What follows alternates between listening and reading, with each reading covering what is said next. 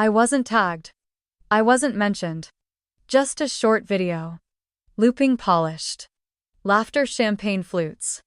A boat I helped finance. It autoplayed on my screen while I was rinsing dishes.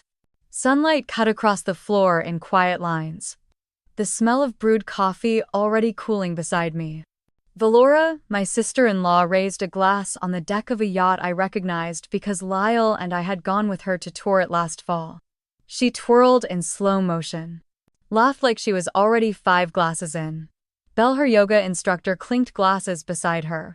The caption read, "Preston Legacy Voyage Loading." I tapped the screen. No tag for me. No mention in the comments either. Only hearts and fire emojis from people who thought they understood family goals. I stood still in my kitchen in New Haven, fingers wet from soap, staring at a moment I was supposed to be in. And wasn't. This wasn't a forgotten invite. This was deliberate. I opened our group chat, Preston Wells fam. Or tried to. It was gone. I searched again. Vanished. The space where it used to be now just read, "You are no longer a participant." I was erased. Quietly, cleanly. Not with confrontation, just with deletion. I stared at the phone, heart knocking against ribs that had once housed pride. The kind of pride that came from showing up. Every holiday. Every illness. Every awkward birthday cake. I never missed a thing. And now I didn't even earn a courtesy text. The coffee had gone bitter. I poured it out, watched the dark swirl slip away. Just like everything else. Lyle walked in a few minutes later. Dressed for the office, eyes still tethered to his stock alerts. "They're planning something?" I asked, keeping my voice light. He glanced at the phone, shrugged. Valora wanted to keep it small. But Belle's going, guess so. That was it, no further explanation. "No, I told her you should be included." "No, I asked where your name went." Just a shrug from the man who once told me I was the only person who made his family bearable. I didn't push. Didn't ask if he'd be joining them. Didn't say it hurts. Because I knew what would follow: deflection. Logic. A sigh that suggested I was too sensitive, too traditional, too something. There is a particular loneliness that comes not from being left out, but from realizing no one thought you'd mind. That night, I sat in my robe by the window, the city humming faintly in the distance, and opened my journal. The page stared back at me like it expected grief. But I didn't cry. I wrote only one sentence: watch. Don't react yet. Because I had learned quiet people are never truly silent. We're just observing. We wait for patterns. For slip-ups. For truth to surface when no one is trying to hide it anymore. Just after midnight, my phone buzzed. A message from an unknown number. No words. Just a photo, a cabin assignment list. Typed. Color-coded. Cabin A, Valora Ezra Bell. Cabin B, Tilda Gareth Spencer. Below that, in faint gray, Marjorie Wells, removed. My name wasn't simply forgotten. It was replaced.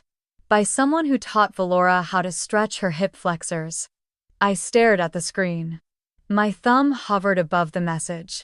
Trembled not from pain, but from precision. I wasn't confused anymore. I was awake. I used to think Valora liked me. Not loved, maybe, but liked. She complimented my cinnamon rolls, asked where I got my linen jumpsuit, sent heart emojis when I posted photos of the garden. It felt cordial, warmish, family enough. But now I saw the pattern behind the polish. I scrolled back through old texts, scanned holiday photos, the comments, the captions. I saw it all with new eyes. I wasn't in the background. I wasn't in the frame at all. Thanksgiving at her place, I had set the table, arranged the place cards. But the photos she posted said grateful for these people. And I wasn't in a single shot. That photo from last June when we visited the vineyard, I was the one who booked it. But online, just Valora, Lyle, and her brother. Sibling tradition continues. Even the captions betrayed me. I didn't say a word to Lyle. Because honestly, he wouldn't have seen it. Men like him don't spot erasure. Only disruption. But I started to notice the order of things. The way Valora controlled every detail under the name of family legacy. Who booked the vacation homes? Who handled menus? Who curated the group texts added and removed members like stickers on a planner? I remembered her once saying tradition only works when it includes the right people. I'd laughed then. Said, "Guess I better stay on your good side." She hadn't laughed back. I used to think she was just particular. Now I realized she was building something. A version of our family that looked better without me in it. That morning I walked past the living room and saw the vacation folder open on Lyle's laptop. Dates, headcounts, transportation options. I didn't touch it. I just noted what was there. A file labeled Preston Voyage. Confirmed attendees. XLSX. And beside it, a Word doc titled Roles and Talking Points. I didn't open it. Not yet. Not because I was afraid, but because I was beginning to understand something critical. This wasn't a vacation, it was a rebranding. Later that evening, I ran into Valora at the co-op. She smiled like nothing had changed. Wore white linen. Carried lavender in her tote. The woman could have staged a photo shoot in the produce aisle. "Marjorie," she said like I was a surprise sale item. "How are you?" I returned the smile. Small even. "Good." "You?" She brushed a strand of hair behind her ear, her wedding band flashing like a signal. "Oh, just finalizing some last-minute things for the family retreat. So many details, you know." She paused, waited. I didn't give her the satisfaction. I didn't ask which retreat. Didn't give her a cue. Her smile widened strained. "Well, I'll let you get back to shopping," she said. And I realized she had come over to watch me hurt. To offer the tiniest window for me to beg, question, protest. So she could respond with, "Oh, I thought you knew," or, "We assumed Lyle told you." But I gave her nothing. I picked up a bunch of scallions. Turned. And said, "Hope it's everything you planned for." Her eyes narrowed just enough to register the shift. Because women like Valora only understand two languages: inclusion and exclusion. And for the first time, I chose the latter. That night I opened the journal again. Wrote only 4 words: curated. Rewritten. Removed, remembered. Let them play legacy. I'd play memory. And memory always keeps the receipts. Some memories rot from the inside. You don't notice until one day you touch them. And they cave in. That was the case with the cabin speech. Valora's speech, to be precise, 3 years ago, Thanksgiving weekend. The first time she introduced the idea of the Preston legacy. It had sounded warm. Glossy. Like a wedding toast with family branding. "We're not just people," she'd said, raising her glass. "We're a tradition." Back then we all clapped. Even me. I thought it was. Lovely. Corny maybe. But lovely. I rewatched it last night. It was still saved in the shared drive. The lighting golden. Everyone sun-touched and tipsy. Valora stood by the fireplace. Her husband Myron nodding along. Lyle sitting beside me, hand on my thigh. I remember thinking, we're safe, we're seen. But last night rewatching that video, something clicked. Not once. Not a single time. Did she say my name? She listed people. Thanked contributors. Recalled funny anecdotes about Preston women, about those who make this family shine. She even named Belle, the yoga instructor, because apparently Belle had brought such peace to our retreat vibes. But me, I was in the shot. But not in the script, just like always. I closed the laptop, sat back, and let the silence tell me the truth. I had never been part of the tradition. I had been part of the labor. The scaffolding. The silent glue behind the stage. My dishes made their photos look homemade. My event planning made them look spontaneous. My financial help made the retreats look effortless. But the credit, the captions, the legacy, it had a gate. And Valora had the key. The next morning I brewed coffee and walked past the bookshelf where the Preston family book was kept. Thick leather-bound. Monogrammed. A gift from Valora and Myron given 3 Christmases ago. Each couple gets a page, she'd said. Document your part of the journey. I opened it. Belle had a page. Photos from yoga on the dock. A juice recipe. A note from Valora. Your energy is everything we needed. My page. 2 blurry group shots. No note, no caption, not even my name. Just Liel, plus wife. I stared at that phrase. It might as well have said plus chair plus plant plus other furniture. I was a footnote in my own family's album. And the worst part, I had played along. Because when you've been invisible long enough, you start to apologize for taking up space. That night I sat with Lyle in bed. He was on his tablet reading market updates. I said softly, "Do you remember Valora's Thanksgiving speech?" He blinked. "The one with the toast." "Yeah. She's always good at that kind of thing." I hesitated. Then asked, "Did you notice she never mentioned me?" He frowned. "I mean, she didn't list everyone. It was just symbolic." "Symbolic. Right." I nodded. "Sure. Because for people like Lyle, a mission wasn't violence, it was logistics." He kissed my cheek. "Don't take it so personally. They love you. You know that." And that's when I realized. No, they don't. They love that I don't fight. They love that I stay soft. Stay useful. Stay quiet. But love. Love names you. I went downstairs and lit a candle.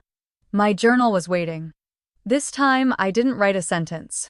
I made a list. Preston book equals no name. Valora's speech equals no mention. Belle equals mentioned before me. Lyle equals doesn't see. Me equals don't explaining. At the bottom I added just 2 words, watch closer. Because next time they forgot I existed, I'd be ready to remind them who made their legacy look effortless. It was never about the chair. It was about whether they thought I deserved one. The email wasn't meant for me, but it landed in my inbox anyway. Preston Legacy Steering Committee, Agenda Review Meeting Sunday 2 p.m. No name. No greeting. Just a forwarded thread originally sent to Valora, Myron, Bell, and Lyle. The location. The lake house. The same lake house I helped refinish 5 summers ago.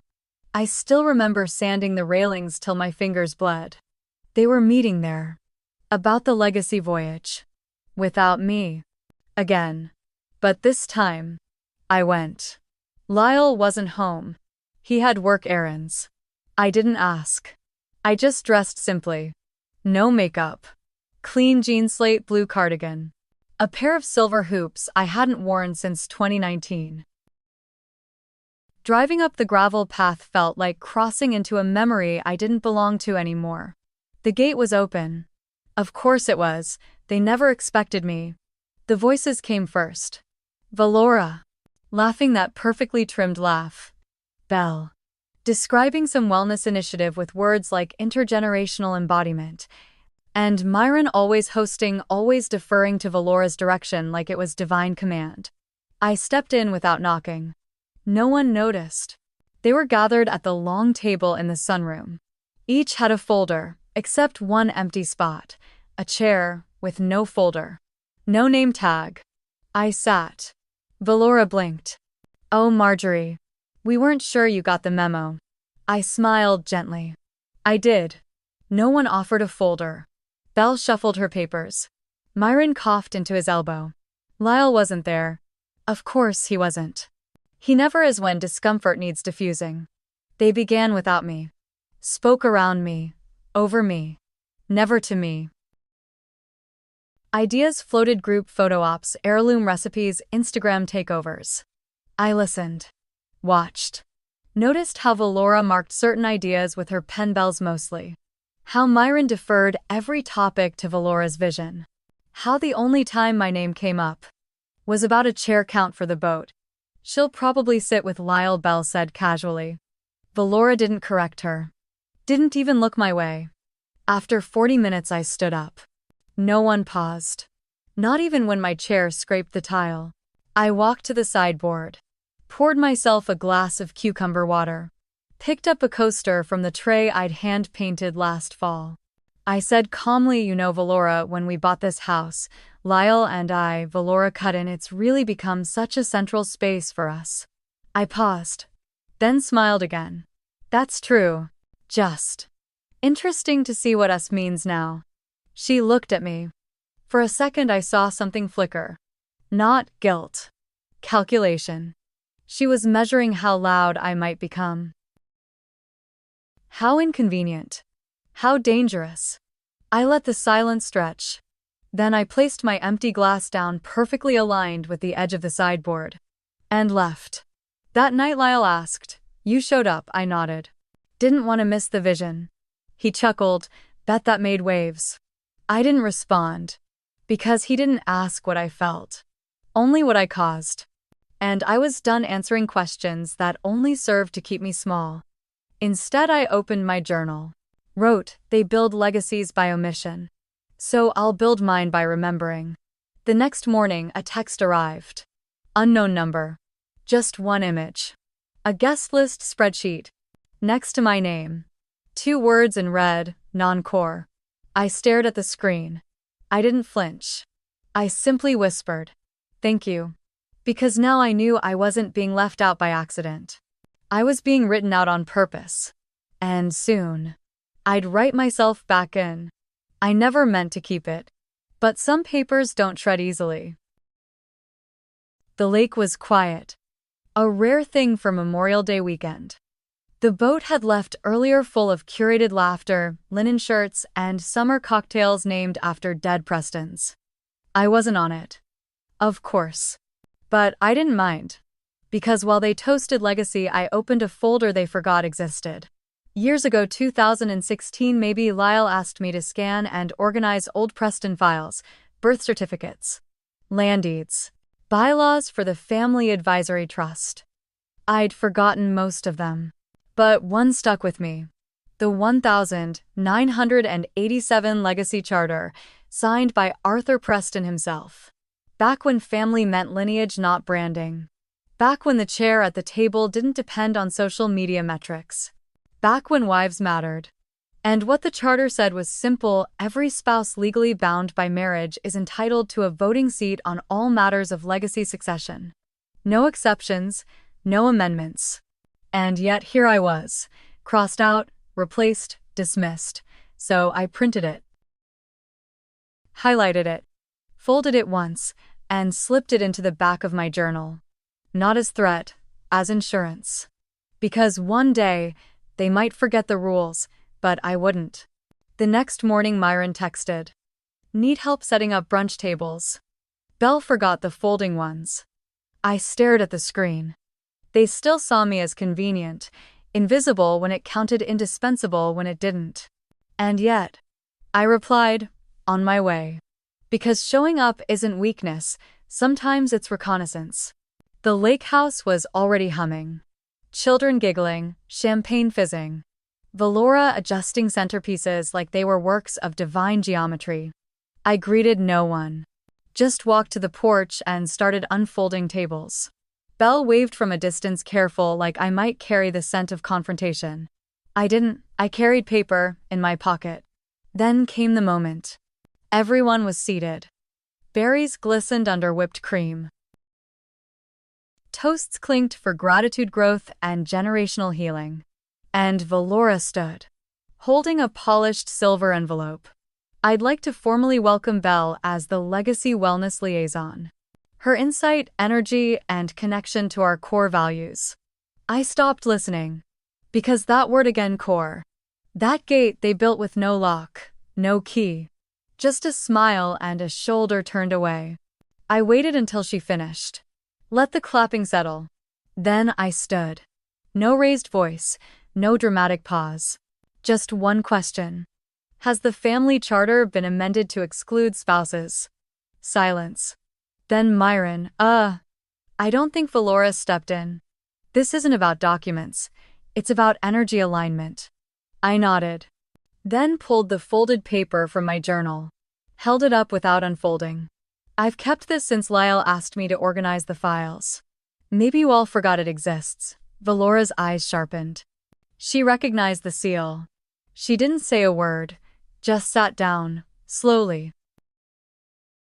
Belle looked confused, Myron looked away. And I didn't move. I just placed the folded document on the center of the table and walked back to my seat. Nobody spoke. Not for a full minute. Even the lake held its breath. And I realized something. They weren't scared of me, they were scared of what I remembered. Because memories, they don't blink, they don't flatter, they just record. And some of us, we don't forget the fine print. I didn't need revenge. I didn't even need validation. All I needed was for them to know I was never outside the story.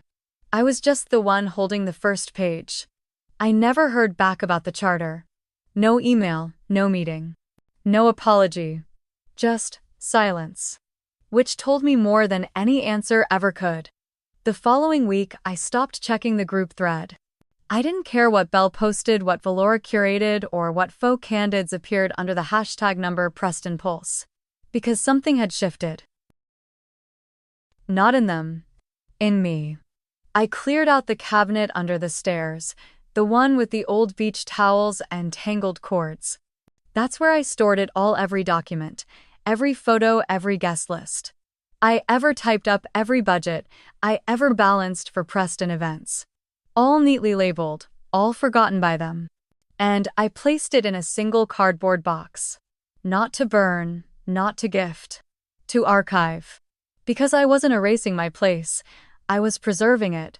For me, Lyle came home late that Friday. No explanation. No eye contact.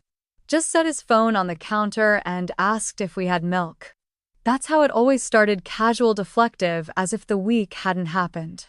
As if he hadn't watched me get removed from his family's legacy like a placeholder in a spreadsheet. I handed him the carton. He poured a glass. Then finally, "You embarrassed her." I blinked. "Valora." He nodded, sipping. "It wasn't the place, Marjorie. You could have said something privately." I wanted to laugh. Privately.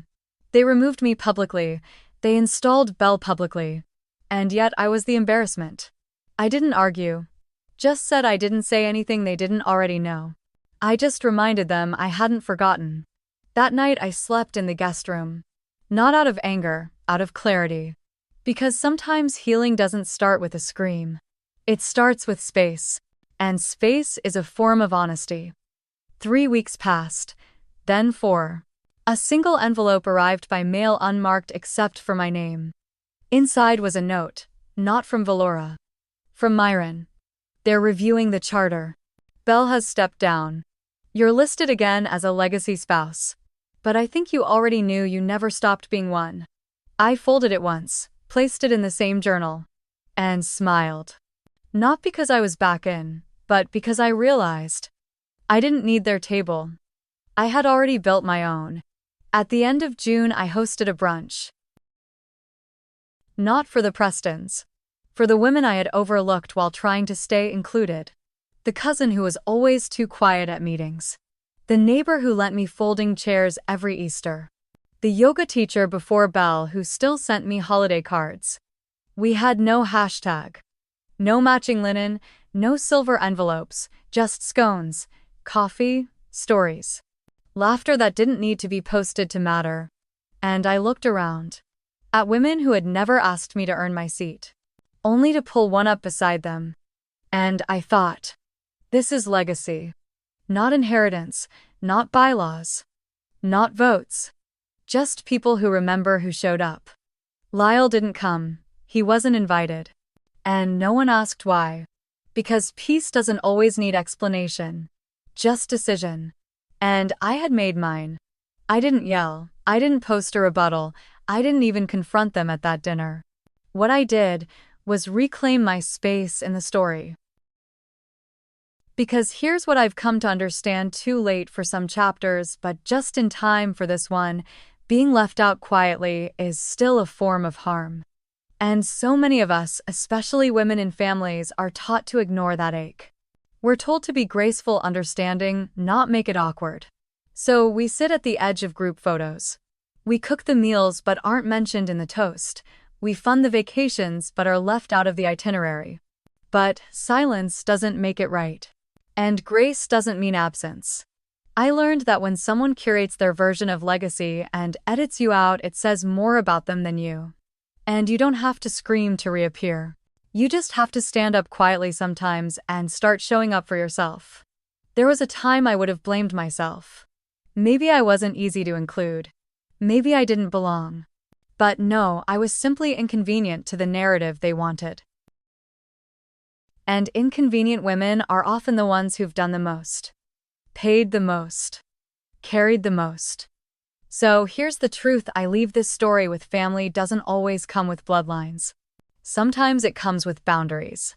And sometimes your dignity is the legacy you pass down more than any boat ride photo or last name.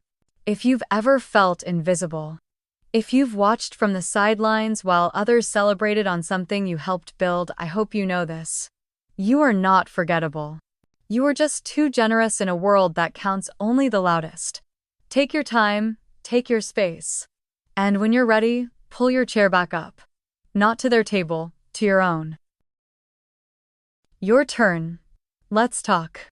Has someone ever edited you out of your own story? Have you ever stayed silent just to keep the peace, only to feel erased in the process? I'd love to hear your story in the comments. Your voice matters more than you think, and someone out there might be waiting for a story like yours to feel seen.